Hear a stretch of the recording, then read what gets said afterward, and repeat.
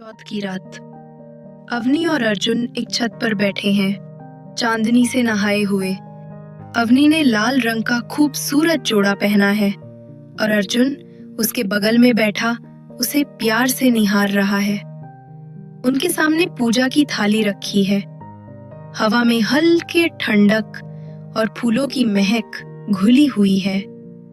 अर्जुन अवनी का हाथ अपने हाथ में लेते हुए उसकी आंखों में असीम प्यार है।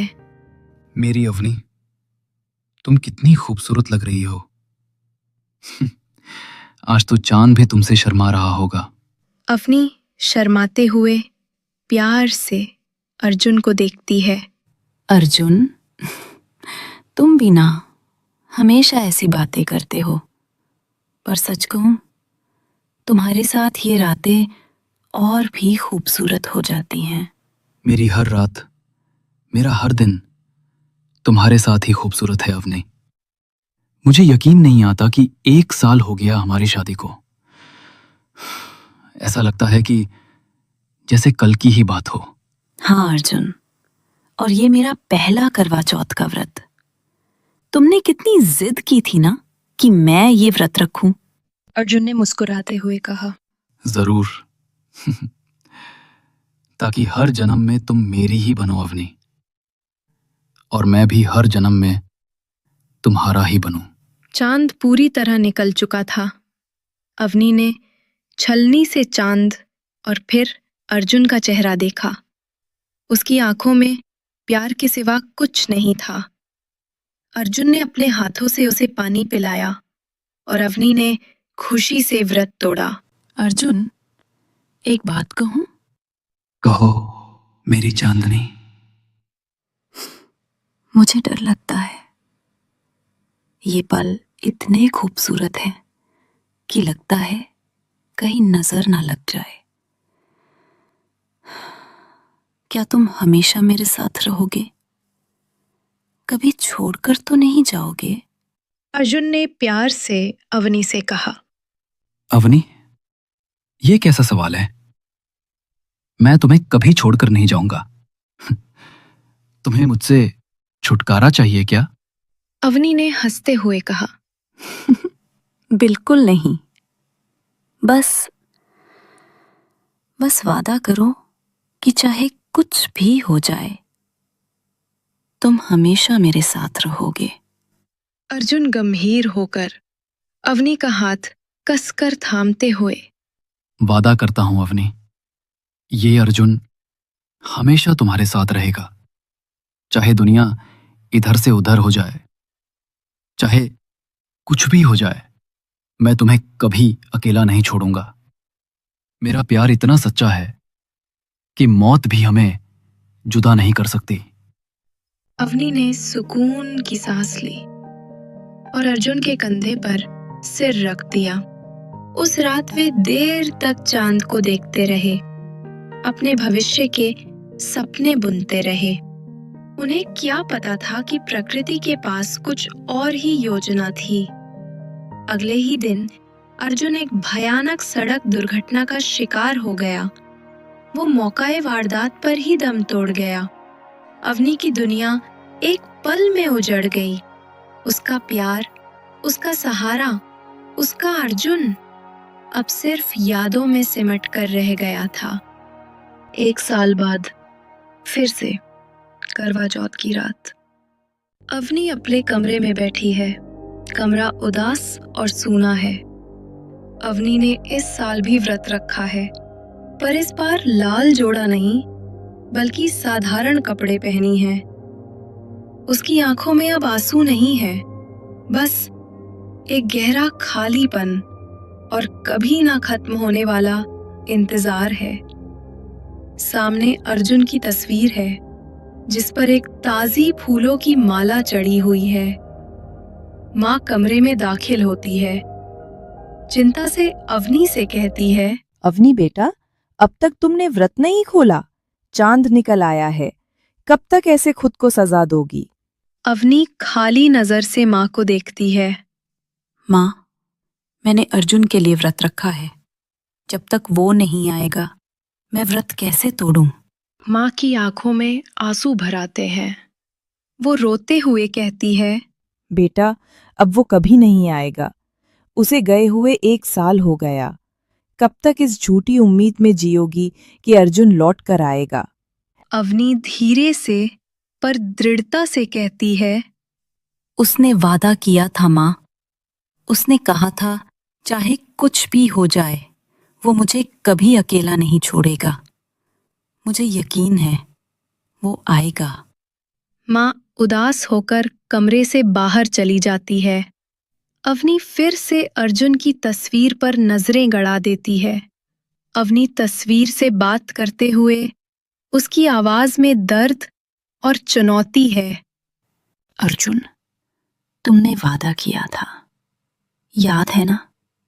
चाहे दुनिया इधर से उधर हो जाए, चाहे कुछ भी हो जाए, मैं तुम्हें कभी अकेला नहीं छोड़ूंगा। आज फिर करवा चौथ है और अगर तुम सच में मुझसे प्यार करते हो, अगर तुम्हारा प्यार सच्चा है, तो आज रात तुमको मेरे सामने आना ही होगा। अवनी की आवाज में एक अजीब सी शक्ति थी। उसने थाली में रखे जल को उठाया पर पिया नहीं। उसे लगता है जैसे इस बार का व्रत सिर्फ उसके शरीर का नहीं बल्कि उसकी आत्मा का था। एक ऐसा व्रत जो अर्जुन को वापस ला सकता था। रात और गहरी होती जा रही थी। अवनी आंखें बंद करके बैठी थी। उसके दिल में अर्जुन का नाम धड़क रहा था। रात के ठीक 12 बज रहे हैं। घड़ी की टिक टिक की आवाज कमरे के सन्नाटे को और गहरा कर रही है।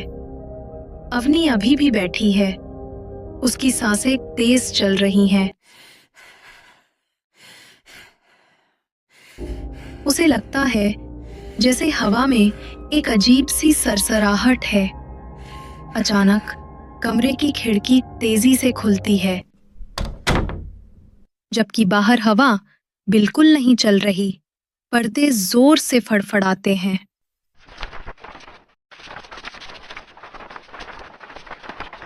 अवनी अपनी आंखें खोलती है। कमरे की रोशनी धीमी हो गई है और एक हल्की सी नीली आभा फैल रही है। दरवाजे से धीरे धीरे एक आकृति उभरती है।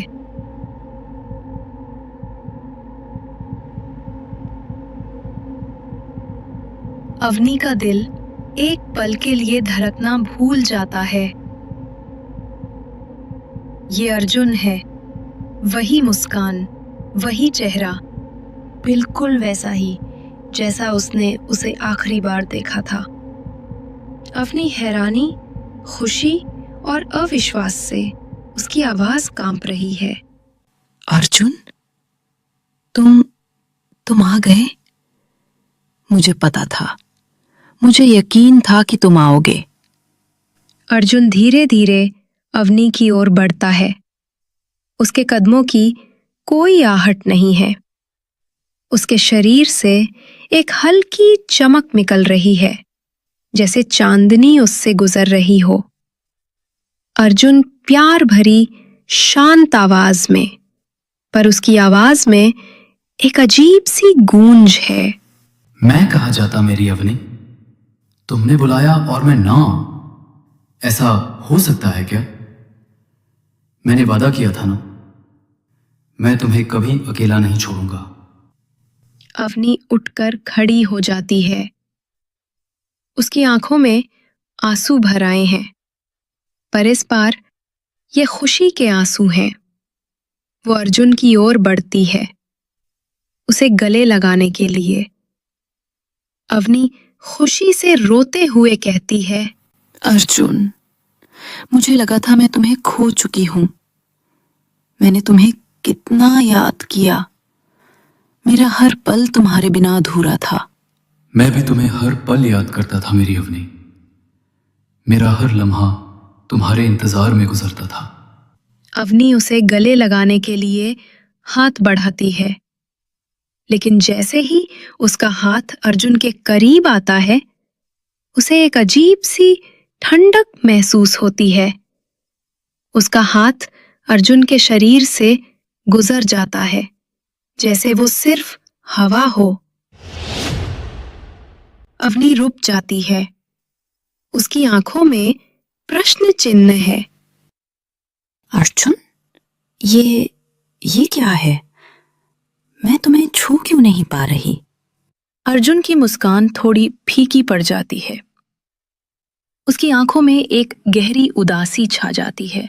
अर्जुन दुखी आवाज में कहता है, मैं अब वो अर्जुन नहीं रहा अवनी, जिसे तुम छू सको। मैं अब सिर्फ एक याद हूं, एक आत्मा। अवनी का पूरा शरीर कांप उठता है। उसे 1 साल पहले की वो सड़क दुर्घटना याद आती है जो उसने अपने मन के किसी कोने में दबा रखी थी।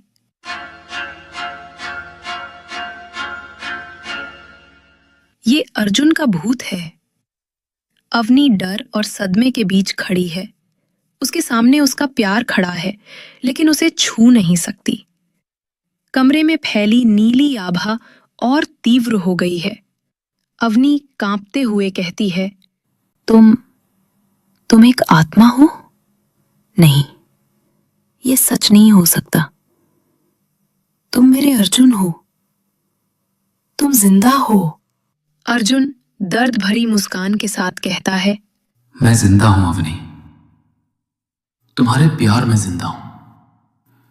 मेरा शरीर भले ही नष्ट हो गया हो, पर मेरी आत्मा हमेशा तुम्हारे साथ है, जैसा मैंने वादा किया था। अवनी के आंसू बहने लगते हैं। उसको लगता है कि उसका दिल दर्द से फट रहा है। वो अपने प्यार को देख सकती है, उससे बात कर सकती है, पर उसे महसूस नहीं कर एक सकती। आत्मा हो? अवनी नहीं, सिसकते हुए कहती ये है, सच नहीं हो सकता।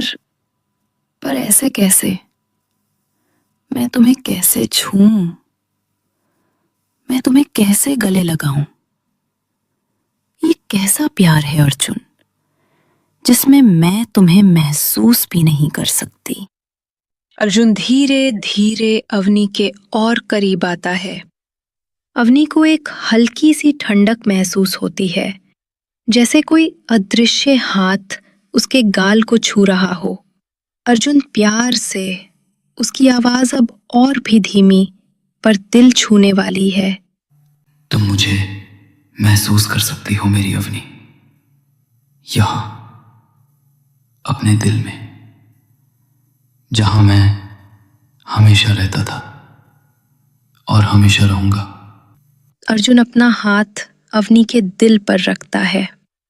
अवनी को एक अजीब सी ऊर्जा महसूस होती है, जो उसके पूरे शरीर में फैल जाती है।